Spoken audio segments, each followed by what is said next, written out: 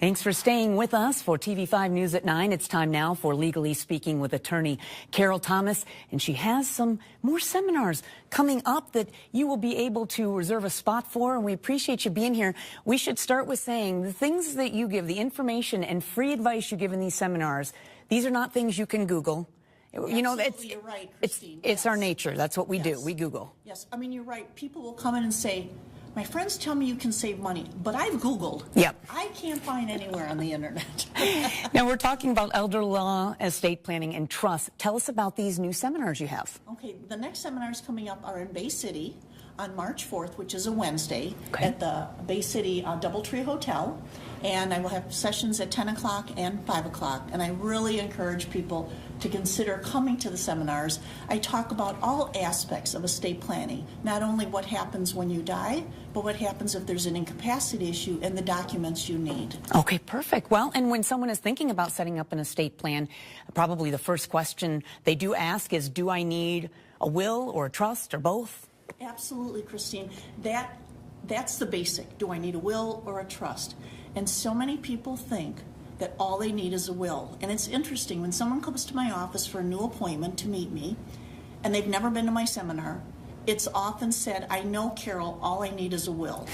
And I sometimes will say, oh, you didn't come to one of my seminars. And then I explain why they need much more than a will, because very often a trust is so much more helpful, especially if there's ever an incapacity issue and someone needs nursing home care. By having the home and the trust, there are oftentimes we can just save the money automatically, immediately. It's such a difference. A will only works after you die.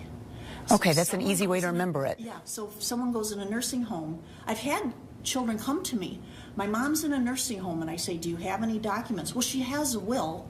And I say, I can't present this to the state of Michigan. She has a will. That's used after she dies. She's still here. So trusts are so much better.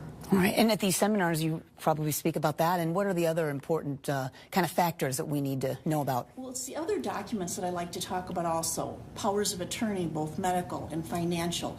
But setting up these documents are so important, and they need to be done ahead of time. I had a woman, Christine, that came in last week, and she and her husband came to my seminar last spring. And she said they debated, do we need to do this? We're kind of young. We're only in our mid-60s. They decided to get all of it done with me in the fall. Day after Christmas, he had a brain aneurysm. Oh. He is now in a nursing home. She is heartbroken, obviously, but she's so grateful. They have all the documents. We got him on Medicaid immediately. She's not going to have to spend a penny on the nursing home.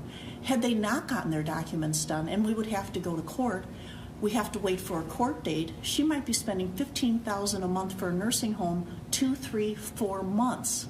And even then, we may not be able to help her if she doesn't have the documents. So, you know, she just came in shortly ago, and I just thought, this is just a prime example of the importance of getting this done. This has changed her life.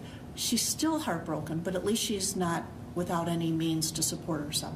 And really, we need to remember, these things can happen in a blink of an eye at any age. So really, even 20s, 30s, I mean, you do need to plan. Yes, we have had people in their 30s go into nursing homes. It's not common. Sure. I don't want to be here frightening everyone, but once someone hits the age of 50, it's really time to think about getting things done. And again, it's not just necessarily about the nursing home. It's set things up so someday when you do die, it's easier for your loved ones, and they're not scrambling and then having to hire a lawyer. And I know it's hard to go talk to a lawyer about this.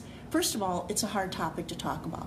But secondly, people come in and say, I don't want to be seeing a lawyer. I mean, no one's excited about seeing Sure. a lawyer, but it's the reality of it, and I just really enjoy helping people. So that's why I do these seminars, to give people something to think about. So passionate about it. And we should mention, too, this is not just for people with hundreds of thousands of dollars, millions of dollars. This applies to everyone. This applies to everyone, and if someone owns a home, it is crucial that they find out what they need to do. So many people have what's called ladybird deeds, and they think it's the end all. And a ladybird deed is where you transfer your home on your deed to your child, so you avoid probate, and that makes sense. But potentially, if you end up in long-term care, you could lose your home, and it's something that people don't think about. So what I hear every day is, well, how come my neighbor's lawyer said, I don't need a trust? And I said, because they're not elder law attorneys. There are very few elder law attorneys in the state.